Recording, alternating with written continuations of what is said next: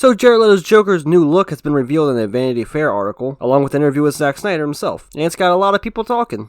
I'm very aroused right now. I too am aroused. I'm starting to swell up. Yeah. It was trending on Twitter with over 100,000 tweets. Before I get into what they talked about in the article, I want to tell you guys my thoughts on his new look. I think it's great. I like it. The outfit he's wearing is giving me like a slasher movie villain vibe, and I'm digging the slightly longer hair. You look fucking scary, man. But more importantly, his tattoos are gone. Now personally, I didn't hate his Suicide Squad design, and I also didn't mind most of the tattoos. It's just that one right in his forehead that I thought was just cringe. I like the various outfits he wore throughout the movie. I like the short green hair. Just the material he was working with just wasn't the best. There are actually some speculations about what happened to his tattoos. Some people believe that he probably cut them off and is just covering it up with makeup, or the acid that's mixed in with his skin from the Ace chemical plant slowly burns away the ink. But there's no definitive answer. Snyder himself even says he doesn't know. So basically, whatever you think happened possibly happened. But whatever the reason, people are just happy they're gone. They're saying they should just put fixed on his forehead now. But overall, I think he looks great. Many people are describing this as his second chance, his redemption arc, if you will. And according to Grace Randolph and Snyder in the article, this isn't even his final form. So there's another version of him that we get to see in the movie. So let's talk about what we learned from the article. So yes, Jared Leto's scenes are all part of the additional photography they did a couple months ago, which a lot of people already knew. He says he always wanted to bring the Joker into his world, and since they're not sure if they're going to be working on future projects, it was best just to do it now. He also mentions that this is just one of the outfits we're going to see him wear. He says that he also has a bulletproof vest covered in police badges, and that they are basically trophies to him. And of course, all the Joker scenes are going to be part of the Knightmare timeline, and in this scene in particular, Joker will be talking directly to Batman. Snyder describes it as a Ghost of Christmas Future type thing, and he'll be analyzing Batman, saying who he is and what he is, and apparently this scene will explain why Batman has the Joker card taped to his gun in the BVS Nightmare scene. He also mentions that fans never got this universe's version of Joker and Batman meeting each other, so he wanted to deliver that, which is actually true. We got the line about freaks dressed like clowns, and we got Robin's suit with the graffiti on it, and the chase scene from Suicide Squad, but never a one-on-one. He then ends it by saying that he would have loved to do flashbacks in future installments that would have gone over Robin's death, how the Joker burnt down Wayne Manor, and everything that happened between him and Bruce. But he says that probably won't happen. The key word there is probably, which means there's a chance. We believe there's even a 1% chance. We have to take it as an absolute certainty.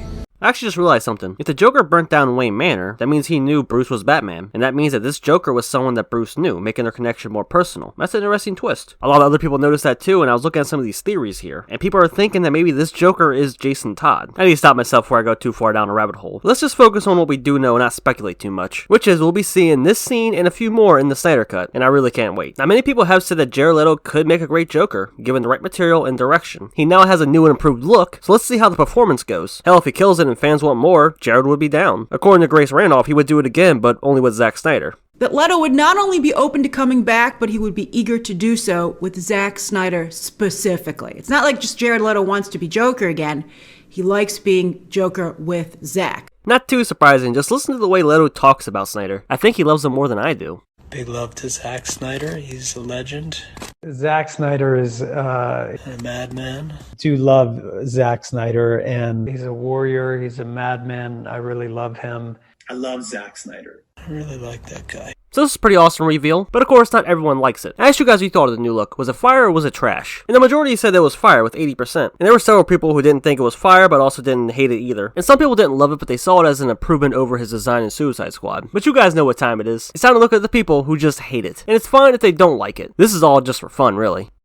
The Joker interacting with Batman. What a cool and unique concept never before seen on film. Well, it has been about 13 years since the last time they interacted one-on-one in a live-action movie. And also this will be the first time that Batfleck and Jared Leto's Joker interacted for the first time one-on-one. So you know, that's what a lot of fans are excited to see. Joker's getup is a mix of a butcher's apron, Heath Ledger's hair, and too much mascara. That being said, I think it looks bad. Almost forgot to mention, there's a lot of comparisons to other Jokers, mainly Heath Ledger and Joaquin Phoenix. Honestly, the only similarities between all three of them is the fact that they all have longer hair, and their character's name is the Joker. Each of their performances are very different from each other. With Leto, of course, we'll talk about his Suicide Squad performance, but I seriously doubt he's going to act anything like Joaquin Phoenix or Heath Ledger in the Snyder Cut. Trying too hard to make it closer to Phoenix's Joker. Again, besides the hair, I really don't see much of a comparison. Batfleck and Joker Leto don't have a history or relationship, so I feel nothing seeing this image. There's no there for me. Yeah, like I said earlier, there's only a few mentions of Batman vs Superman and that one chase scene in Suicide Squad, but the Joker is synonymous with Batman, so it makes sense that a lot of people would like to see them interact with each other. And with these two versions in particular, particular, Batman vs Superman basically hints at a larger history between them. Of course, that was just never followed up on because of Warner Brothers' change in plans and such. I mean, sure, but it's still the Jared Leto Joker. This is a lot of people's response. They're kind of like, yeah, it's a different look, but still the same actor. But hey, a new look more likely comes with a new performance. Okay, but can they top this scene? No. I mean, I don't think the goal is to top that scene. The goal is just to bring these two versions of the characters together, since there probably won't be a chance to do it later in the future. Using finally here is a bit much. They were only together in one movie. So was Heath Ledger's Joker and Christian Bale's Batman. Same with Michael Keaton and Jack Nicholson. These characters have such a long history with each other that people are just really excited that these two versions are interacting with each other. Joker looks like he's about to tell his mom it's just a phase. Shouldn't it say tell his mom that it's not just a phase? I feel like that would make more sense. It says a lot about Batman media that this is considered newsworthy. It's an article about a Batman villain, is it not?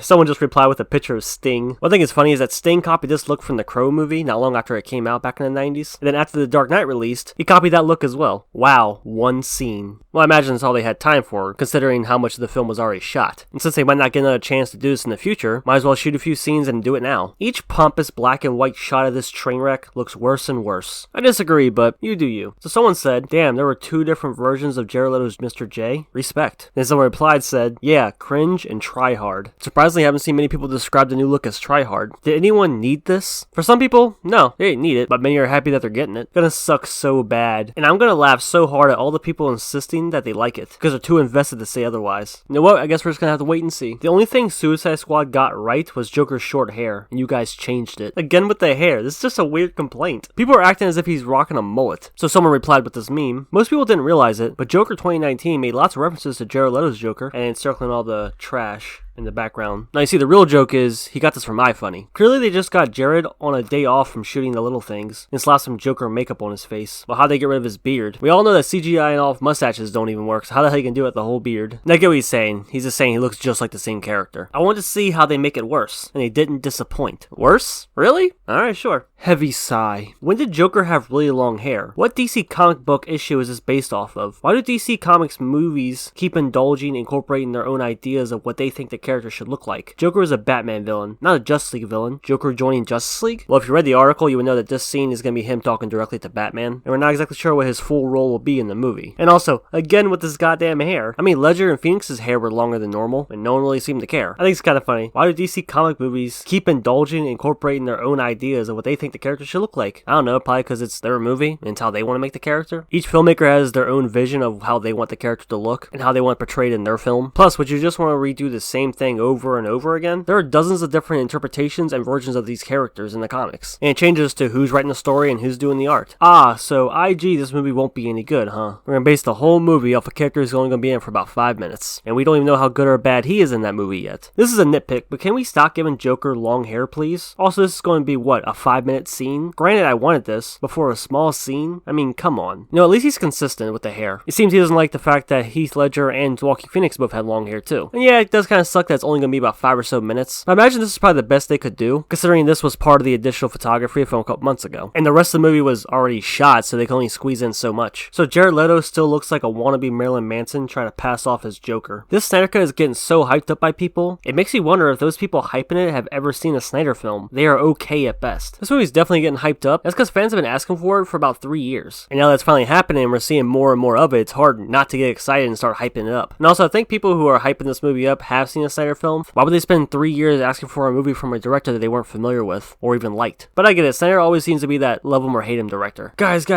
I get it now. I know what the people want. Get this, Joker with long hair. Zack Snyder probably. Okay, I know I'm going to be titling this video now. His hair is too long. This is just so bizarre. The Crow called, they want their look back. I remember people saying the same thing about Heath Ledger's version too, how it looks really similar to The Crow. So this isn't really anything new. That's going to do it for all the comments I want to look at. Apparently the big issue seems to be his hair, which is definitely a very unique complaint. I imagine it's long because it takes place during the Knightmare timeline, so I guess there'll be no time to cut it and keep it trimmed. Or maybe Jared Leto just didn't want to cut his hair, so they just worked with it. But anyway guys, this is going to do it for the video. Hope you enjoyed. If you did, go ahead and drop a like on it, and leave a comment. Let me know what you think about Jared Leto's new look. And let me know, what is the weirdest complaint you've seen someone say about it? For me, it's all these complaints I've been seeing about his hair. Alright, that's it. See ya.